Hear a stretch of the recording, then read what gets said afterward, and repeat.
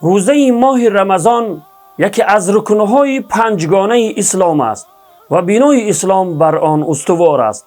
جناب رسول الله صلی الله علیه و سلم می فرمایند اسلام بر 5 چیز بنا شده است.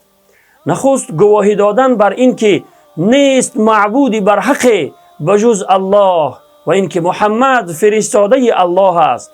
برپا داشتن نماز و زکات مال دادن، حج کردن و روزه ماه رمضان است. روایت بخاری و مسلم. پس روزه بگیرید و بنای اسلام خود را آباد نگه دارید. یادمان باشد که کیش ما چه بود، آتش و آتش پرستی در سجود.